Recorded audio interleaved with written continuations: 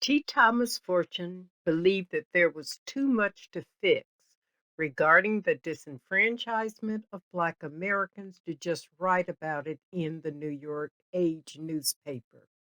Men had to get active and unite. Despite failed efforts of the National Afro-American League, he and Bishop Alexander Walters spearheaded the Afro-American Council in 1898. Observing the escalation of lynching across the South would not allow them and others to wait for the government to act.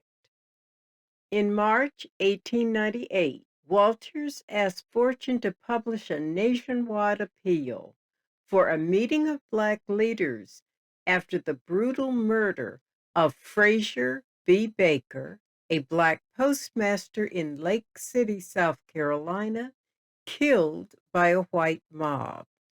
More than 150 men and women answered the call, meeting in Rochester, New York in September 1898. There, they dedicated a statue of Frederick Douglass, the city's most prominent Black American resident. In attendance was Douglass's widow and Susan B. Anthony, as membership was also open to women. The National Afro-American Council was intended to replicate the old league. Like its predecessor, the AAC platform included opposition to lynching, Black voter disenfranchisement, and racial discrimination against all Americans. Its constitution declared the council nonpartisan in nature and envisioned a structure of state and local councils, gathering together in annual meetings with delegates from affiliated organizations, schools, and newspapers to protest against racial injustice and discrimination and to lobby for protective laws.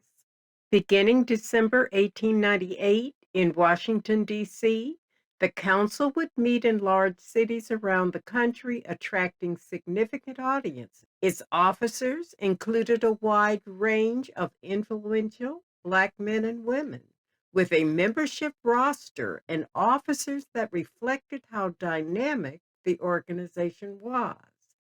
The inclusion of a broader spectrum of Black leaders included journalists, attorneys, educators, politicians, and community activists, with a larger Black middle class represented, making them better positioned to generate funds.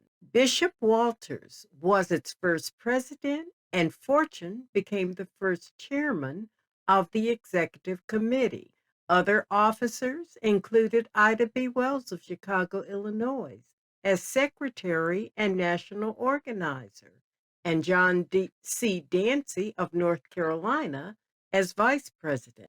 Early officers of the council included the nation's only Black congressman, Representative George Henry White of North Carolina, who served several terms as vice president and sought twice unsuccessfully to be elected president. Bishop Benjamin W. Arnett of Ohio and attorney William H. Lewis of Boston, both vice presidents. Attorney Frederick L. McGee of Minnesota, journalists William A. Pledger, Harry Clay Smith, and Christopher Perry were all vice presidents. Also, future United States Minister to Liberia, Ernest Lyon of Washington, D.C., served as vice president, as well as orator and activist Mary Church Terrell and Philadelphia activist Gertrude Mersel. This is a reflection of early inclusion and respect for Black women as equal partners and contributors. Leadership became contentious. The council met in Chicago, 1899, Indianapolis, 1900, and Philadelphia 1901, each time re-electing Walters president and adopting outspoken, occasionally radical resolutions. However, at the meeting in St. Paul, Minnesota in 1902, Walters stepped aside to become chairman of the executive committee, opening the door for Fortune to claim the presidency that some called a coup led by his mentor, Booker T. Washington. Fortune steered the council away from the independent course favored by Walters, and the infighting began. Walters bided his time, regaining the presidency in Detroit in 1905 after issuing an appeal to old members to return. He was reelected in New York 1906 and Baltimore 1907, but much was broken.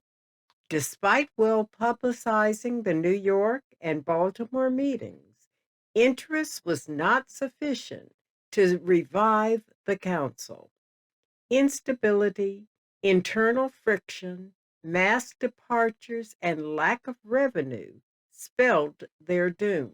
W.E.B. Du Bois extended an offer to Walters and the council to merge with the new Niagara movement, the Negro Academy, and the National Negro American Political League.